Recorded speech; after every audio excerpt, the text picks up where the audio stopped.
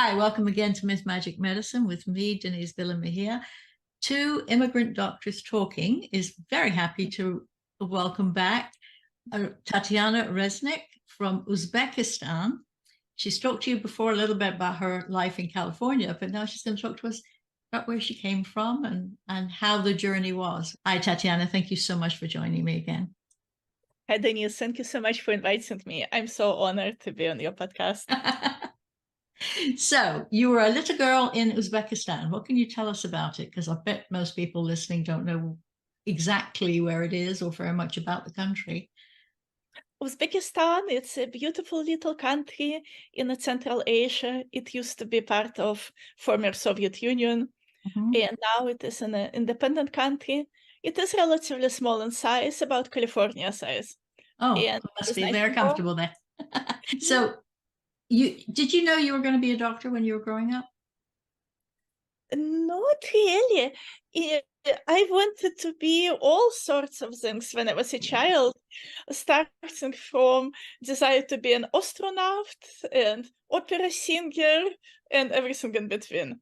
Mm-hmm. But then when I was 12, it's when I decided I'm going to be a doctor. Mm-hmm. And so, what inspired you to do that?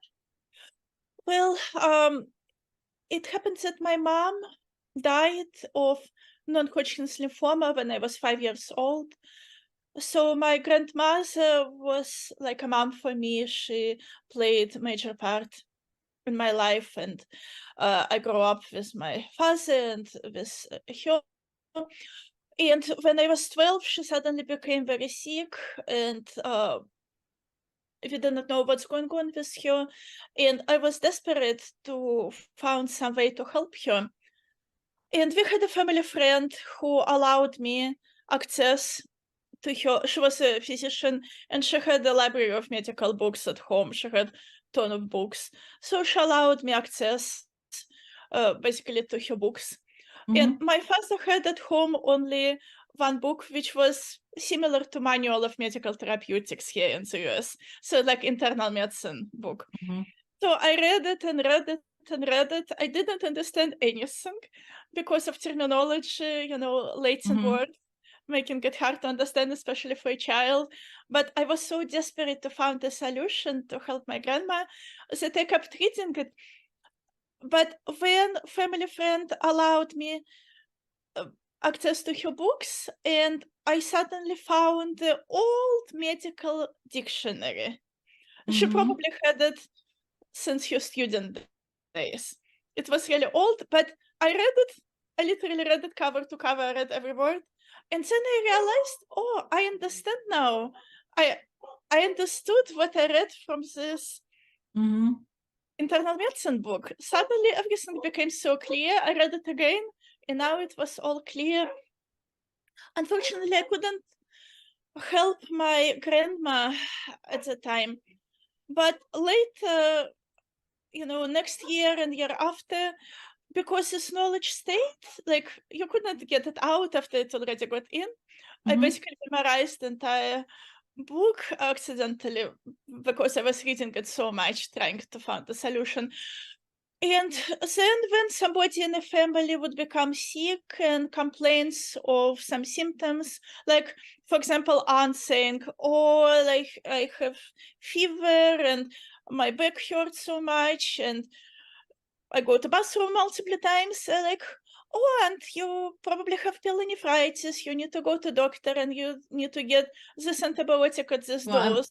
I'm glad you Etc. weren't trying to treat them yourself. You were just telling them when they needed to see a doctor. Yes, but like I would give them basically diagnosis, and I would Mm-hmm. tell them what prescriptions they need for, and they're like, "What? Child giving medical advice? What's that?" Like 13 years old at the time. Mm-hmm.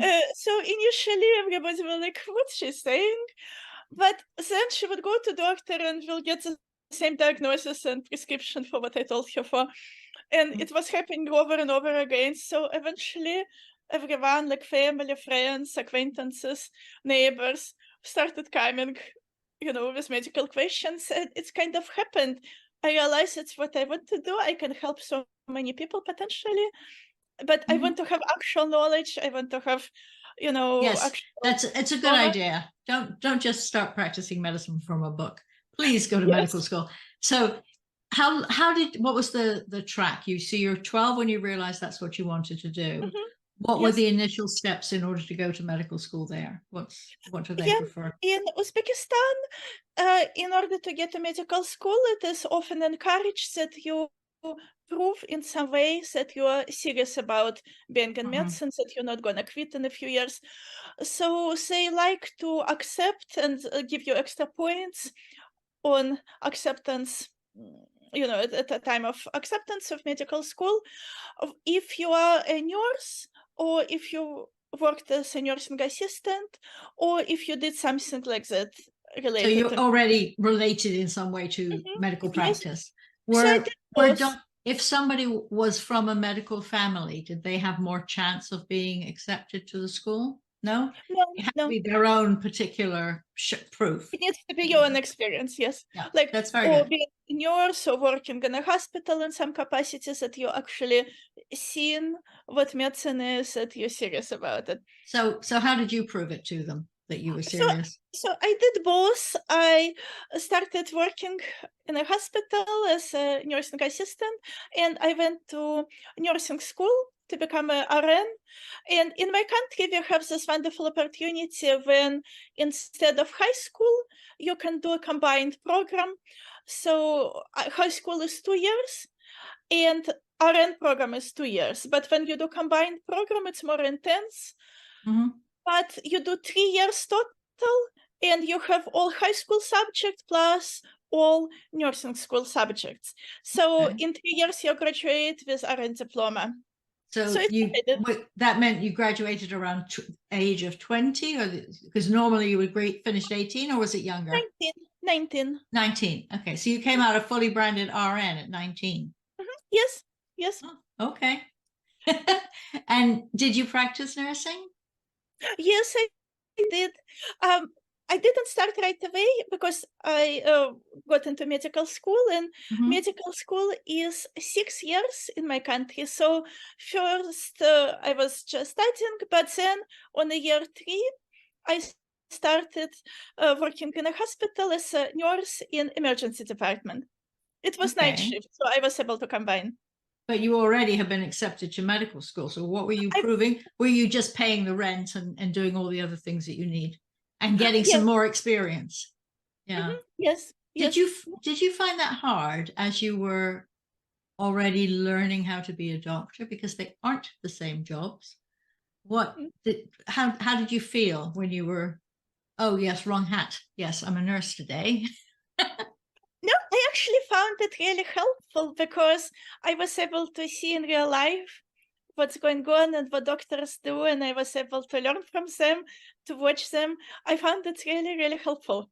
Good. I was doing Right. night shifts like every third night, so I was able to see all sort of things. And So you were doing that through term time. You were going to classes in the day and then working the night shift.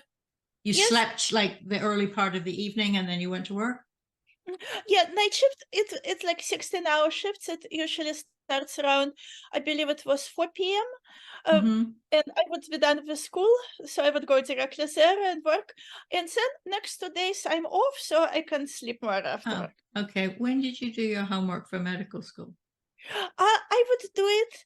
I try to plan it. So on those 2 days when I'm off, I would try to do majority, prepare for exams, and to do a main part of work. But this is a part which cannot be done in advance. I would do at nights when my patients are sleeping. I usually would have at least a couple of hours when I can focus, and Okay. I I would think just do the homework. subtext is this is, if Tatyana says she's going to do something, don't stand in the way. She's coming through. Okay.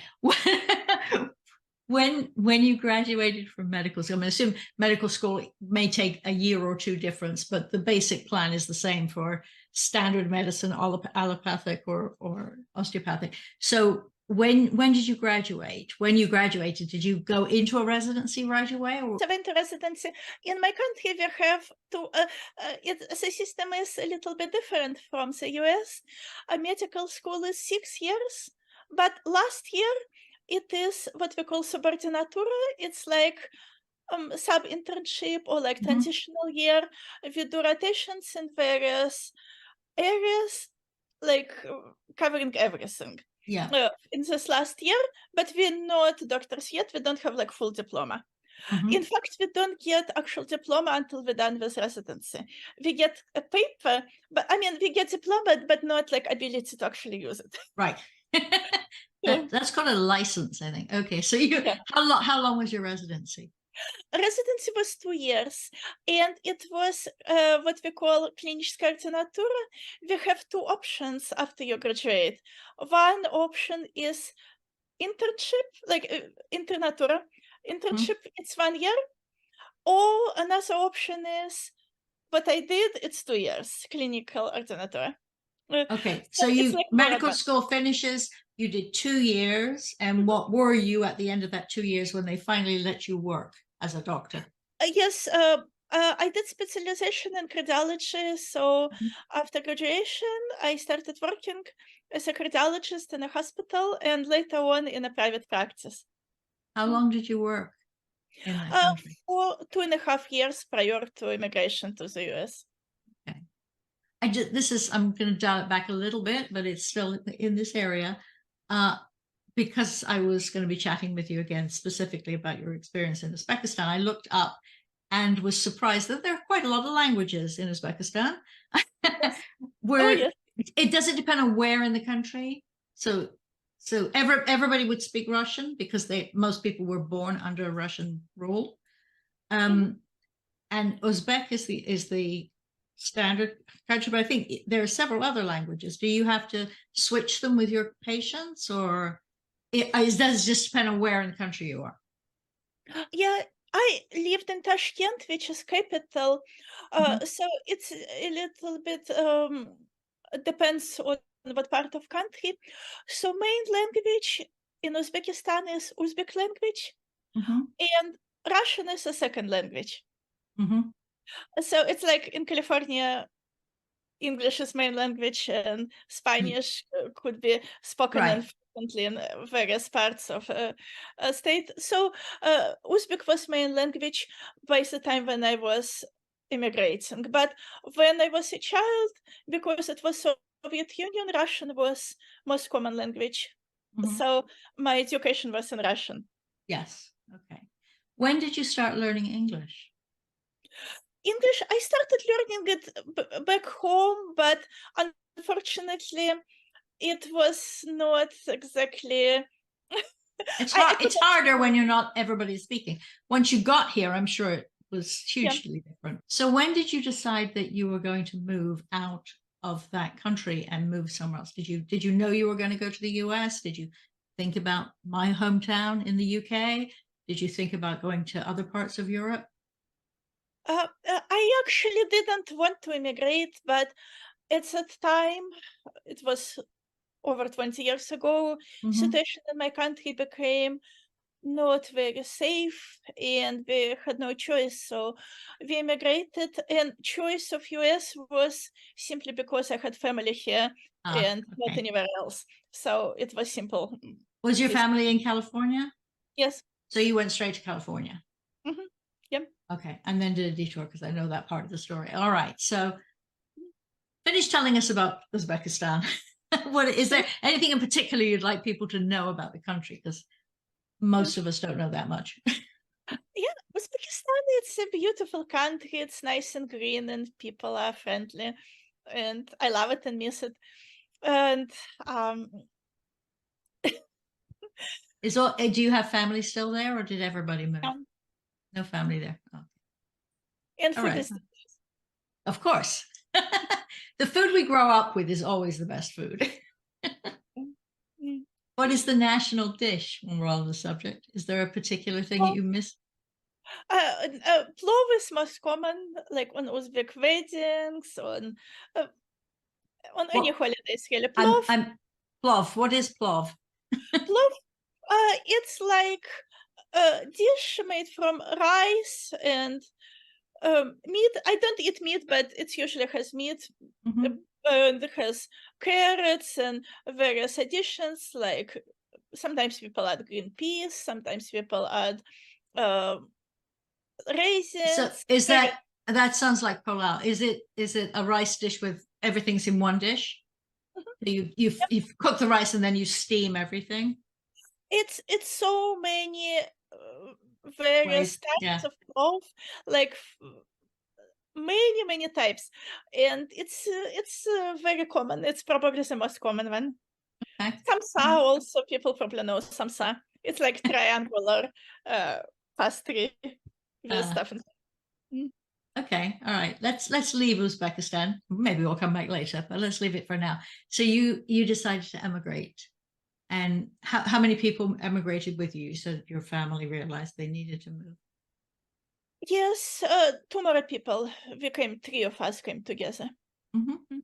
And you went straight, did you stay with family in California or did you just, No find a family. hotel to stay?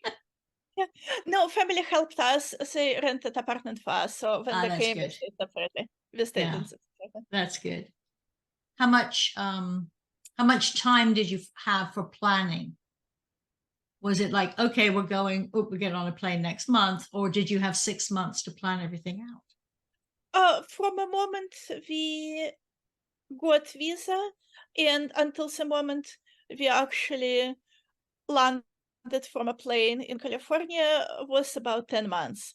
Okay, so good time. So your family was able to look around and find you a nice apartment and you were able Yes. to move. Good, good.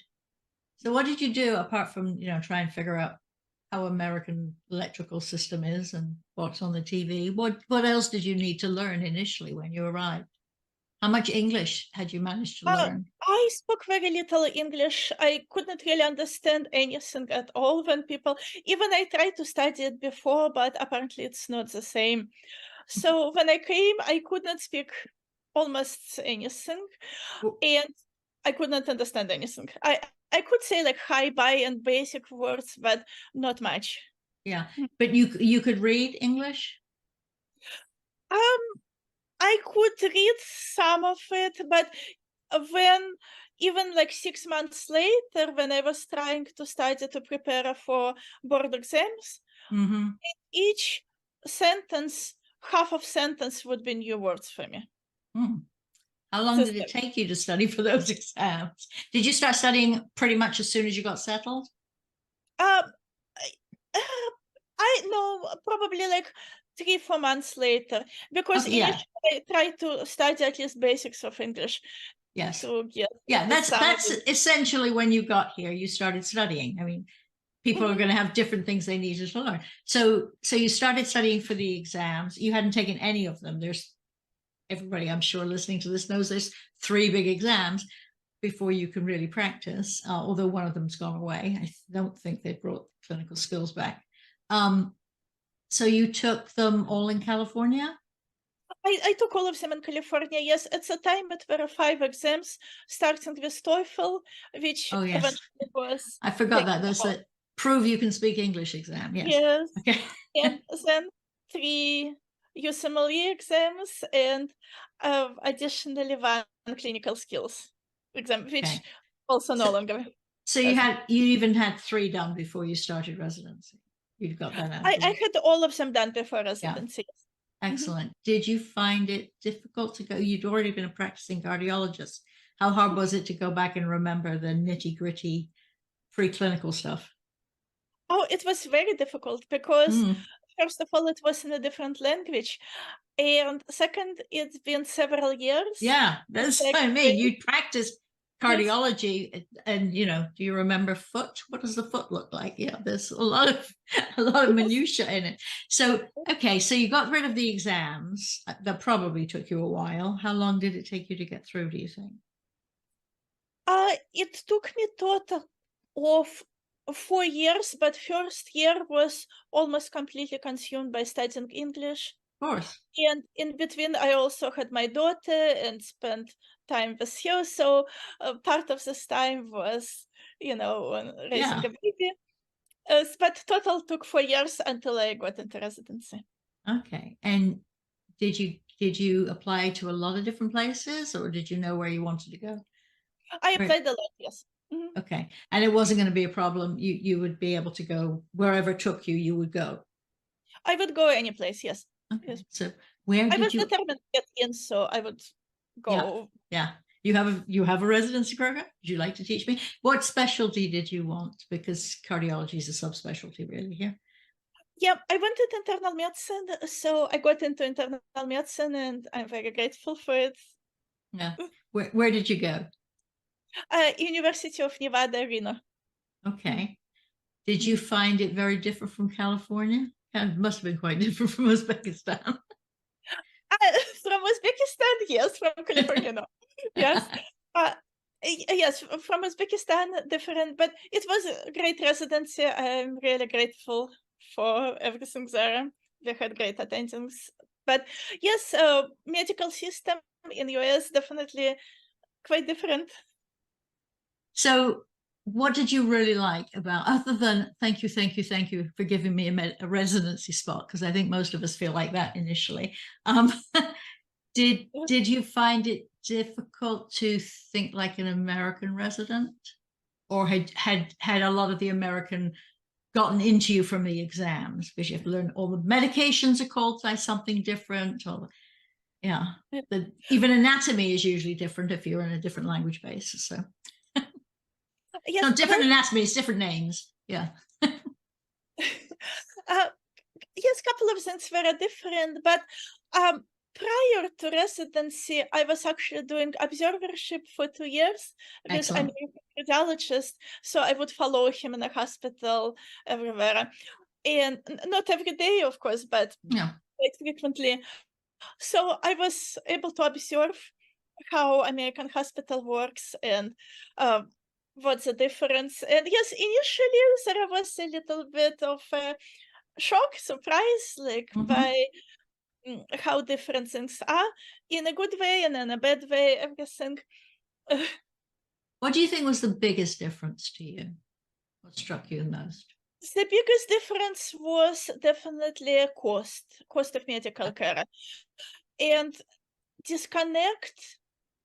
I would say there were three big differences, but main one was how insanely expensive everything is, Mm-hmm. and that even with insurance, people still has have enormous medical bills, and Mm-hmm. that many people end up actually becoming bankrupt from medical bills in a rich, beautiful country Mm-hmm. while having insurance. Yeah. This was completely shocking for me because in my home country we do not have medical insurance. So it was a new concept that insurance. You mean it was nationalized so that everybody got the same treatment? Okay. There are two options in Uzbekistan, maybe more here, but at the time when I used to work there, we had two options. One option is nationalized, when everything is free, but not everything is available. I mean, little Mm-hmm. is available. But second option is private, and I worked in both. So in private practice, in private hospitals, uh, usually people have more resources because it's like different way. So, so they have medications, they have access to more equipment, but it's expensive. It's Mm-hmm. not free. But free part in Uzbekistan, there is a beautiful hospital, highly trained, dedicated, excellent doctors, and almost no medications. So hospital pharmacy is frequently lacking even basic medications. And it was not unusual when patient get admitted to a hospital, usually patient's family waiting, and after seeing a patient, I will come back to family and tell them, please bring 3 ampules of Lasix, three vials of potassium. So even really, really basic things that you Yes, need. Yeah. absolutely everything. Because at the time when I was working there, it was very common for hospital pharmacy to have almost nothing. So people will go to outside pharmacy and buy. It was possible to buy 2 ampules 3 ampules. It doesn't need to buy entire pack. So they Mhm. would bring what exactly this patient needs, and every day I would tell them, now we need 1 more ampule of Lasix, or we need albuterol, please. And they So would quickly go to pharmacy, come back 2 hours later with medications. having worked in emergency medicine in this country, I can't imagine having to wait even, I mean, it's just get the Pyxis open. Give me the things I need. It must have been Yes. terrifying on occasion. Uh, Yes, yes. Unfortunately, it was a big problem at that time. I hope it's better now. It's been 20 years ago. yeah. But at the time, lack of medications was huge in regular hospitals. So for me, it was really wonderful to see that medications actually available here. It was the second thing which was different. But That every then you looked at how much they were being charged for said medications and were amazed. Yeah. Yes, yes. It's expensive, but at least it's available. You Yeah. know, at least you can have patient actually receive what they need right now, like in Mhm. next 5 minutes, next tomorrow, need Yeah. tomorrow. Yeah. Yeah. Right. Were the pharmacies at least open all the time in Uzbekistan? Mhm. Okay. Because otherwise it could be, we open at 9. No, that wouldn't work. Okay. Yes, yes. So, Pharmacy open, so 24 hours pharmacies. So the cost of medicine was the first big shock for you. What was the second thing that surprised you? Second thing which surprised me was that people here frequently, despite having access to healthy food, sometimes and quite often it's not healthy food, and it actually what fueled my desire to study and later on become board certified in lifestyle medicine and to focus on lifestyle and how lifestyle can affect people's health. uh, it was surprising for me that food is not a problem, food is available, but sometimes and quite frequently people still choose the Yeah, type of food which even when they can afford a better quality even of those food, they can yeah. afford. Because It of was course really there's surprising. a lot of people that they can't afford it. But Mhm. one of the things I think that's sort of part of that is there's still this idea that I have a medical problem, give me a pill. I don't Mhm. have, and I don't really mean that in a judgmental way, because people have been trained this way by the system, by society, to assume that there's a fix, and not only that, but an easy fix for everything. And yeah, there is, but you have to start it 20 years before you get sick. Be healthy all of your life for whatever gene kicks in and causes you problems. Okay. Yes. Yes, this was really surprising for me, especially when we all know how many illnesses can happen. For Mhm. example, from extra weight, from eating junk food. Uh, it's easily preventable. So it was a surprise for me. What was the third thing? Third thing was, and it was not really a surprise. I kind of expected it, but it was really awesome to see that everything is available. Oh, okay. So Uh, sort of carry on from part one. What Yes. what actually led to me asking immigrant doctors to chat to me was you and I were speaking in a meeting somewhere, and I asked you what it was like, and you told me that in your home country you couldn't give patients bad news. It was It's yes, that I think is fascinating, because here everything has to be people get their results before their doctors do. And This also, yeah. so did you when you had bad news, obviously you tell somebody, did you tell the family members and they decided whether to tell the patient? Yes, Okay. exactly.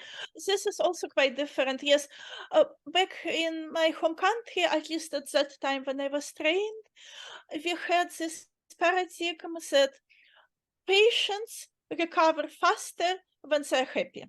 When Mhm. patient is sad, patient will be stressed out and will not recover and will not survive that well. And it's actually true. There Oh are yes. studies about And this. and I think you won't have much argument from the mainstream medical practice here.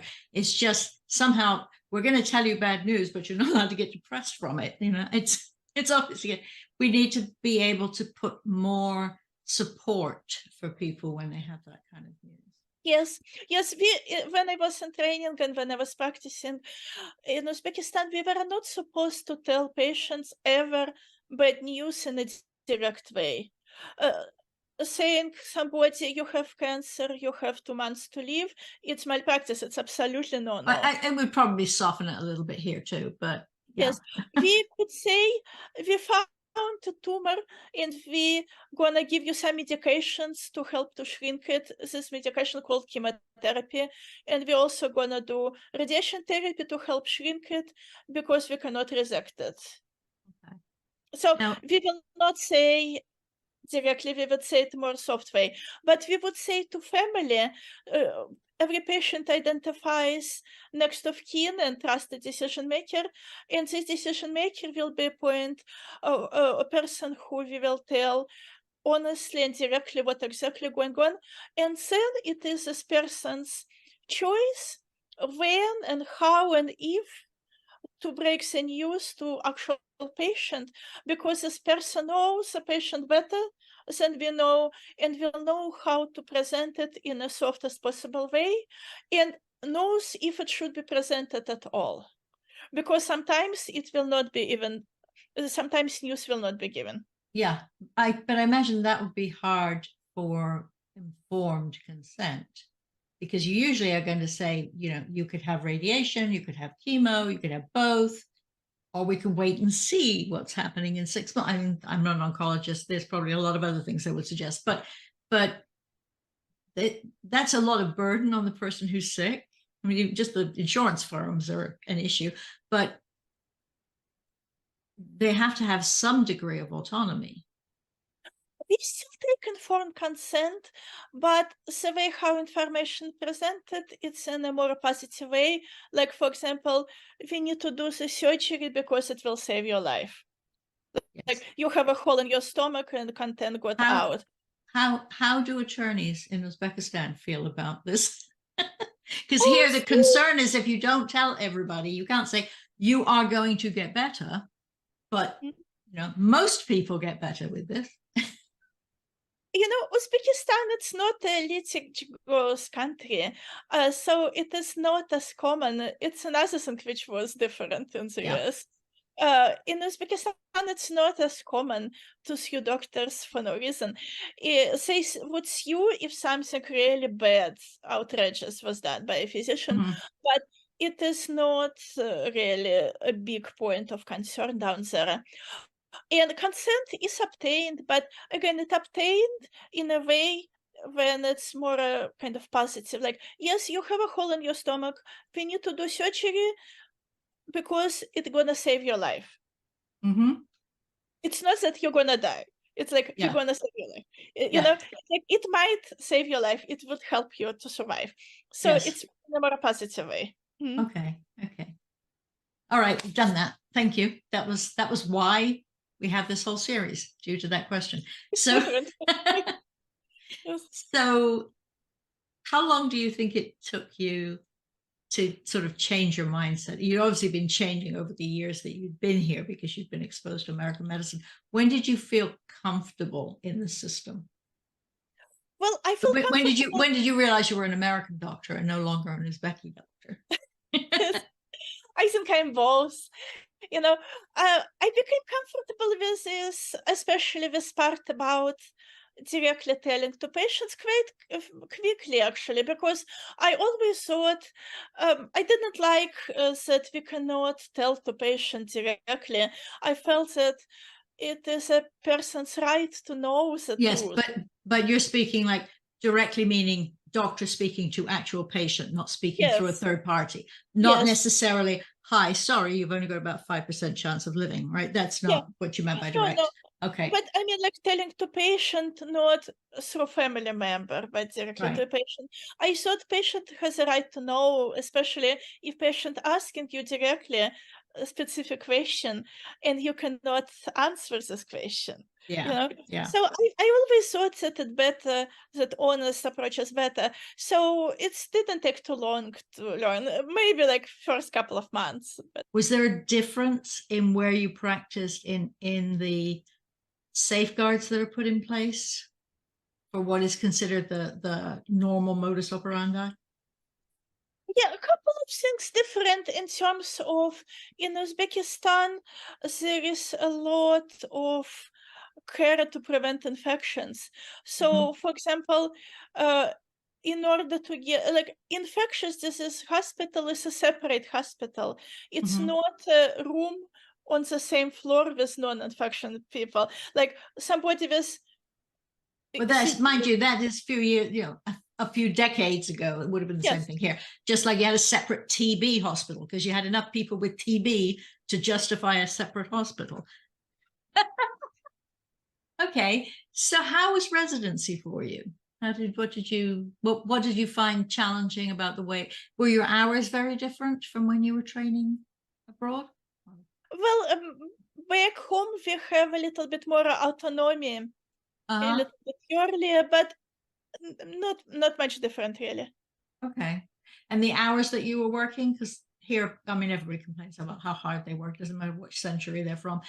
When I was training, there were no hour caps. They came in right after I finished training. So by the time you came along, it's supposed to be 80 hours a week in most states. How did that compare to what you were doing in Uzbekistan when you were in training? Um, in Uzbekistan, there are no specific rules about hours. So when you finished your internal medicine degree, when you finished your internal medicine residency and you took your exams, presumably, did you want to train any further or were you anxious to get back to patients? Well, by the time when I finished residency, my daughter was 5, Mm, and I really wanted to be done with training at this point. I'd like an income. Yeah. Okay. Yes, I So, felt it's enough training. So, plus, I was really in my home country. There is no such profession as hospitalist. It's mhm, internal medicine, but not hospitalist. So, but here when I started working as a hospitalist, I really liked it, and it's mhm. interesting, diverse. Was it It's was it initially oh, let me do this while I figure out what I want to do? And then you just said, "Oh, I like this pattern of work." Yeah. I think what no, people really enjoy is being able to block your time so you know when you're free, you're really free. I Yeah. like it during residency. Initially, when I started residency, my intention was that I'm gonna do fellowship in cardiology afterwards because Hmm. I really liked cardiology. But at the time, because my daughter was 2 years old, I started residency and I was spending so much time away from her. My priorities changed. Was she not in, she wasn't in Nevada. She was back in California. In Nevada, no, she Oh, was she with was in Nevada. So you just weren't seeing her because you were working a lot of days. Yeah. I was yeah, I was hardly ever seeing her. I was coming late and she was little. So I felt that my main priority right now to raise my Mhm. child, and I don't want any additional training at this time. Fair enough. Mm. So how old is she now? She's 21.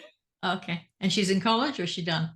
She almost done with college, yes. Mm. Is she going down mum's career path or she decided to do something completely different? Now she is studying psychology and sociology, and Excellent. it's her. She really good at it. She likes it. Good. So you really enjoy your hospitalist work. You're completely satisfied with it. And this is Yes. a rhetorical question because I know the answer, but do you do anything else as well? You did allude to being a physician coach earlier on. Do you spend a lot of Yes. time doing Yes. that? I actually do a lot of things in addition to it. Hospitalist work is wonderful, but I had a lot of free time in between. I have like I work on average several days off, several days on. So Hmm. on my days off, I do a lot of other things. And over the years, I was really interested in self-development and in various books, courses, and various ways how to help people to feel better, how to help people to move forward towards what they want to achieve. And I notice that people frequently come to me for advice and for some guidance, and then grateful So Mhm. eventually I decided to get more training. So I had additional training, became certified life coach, and opened my business, life Mhm. coaching company. I help many people, but most of my clients are women physicians who I help to feel better and to move forward in creating the lives they wanted to create. It is very interesting. It is my passion, really. I have a lot of clients and I enjoy seeing how the life changes with my coaching. Good. How long do they work with you on average? How long is a coaching It program? varies. Some people have 1 session, some people have 4, some people have 8, some people have 12. Oh, so you're not necessarily moving them from A to B. You're helping them figure out where they want to be and just feel better. So somebody could come to you for a session and then go away and enjoy their life for a bit, and then say, "Oh, I'm ready to do something else." We go to Tatyana, talk about that. So you can do it that way, or you can have a fixed program. It actually depends, because depends what my client wants. Mhm. Sometimes it is 12 sessions because it takes longer and it's more a complex situation which requires more time. But sometimes it's something more simple, for example, gaining clarity and Well, that was direction. what I was saying. It's all very well to say if you know what you want, but just getting that clarity initially is hard. Yes, yes. Yeah. 1 session usually when people want to get clarity or want to solve one specific situation and to get a direction on this. In 12 sessions, it is when clients need more deep and more prolonged. Do you work one-on-one or do you have group sessions? At this time, I work only one-on-one, but Hmm. I plan to have groups in the future. What else have you been doing this year? Yes, this year I also have some exciting news. I became a co-author in collaborative effort in 2 books. Oh, One two. book, I didn't know about the yes, two. Okay. yes, actually two. One book already had been published and actually quickly became bestseller in the first week in several categories. It is lifestyle medicine books called How Healers Heal. It is on Okay. Amazon and it is very interesting. Links And will be in the show notes.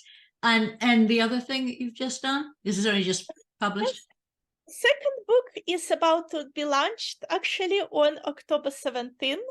This Mm-hmm. book is also very interesting. It is book about artificial intelligence in medicine. And in both books, it is a collaboration of many women physicians contributing their part. And both books are on Amazon. I really would like to invite our listeners to check them out.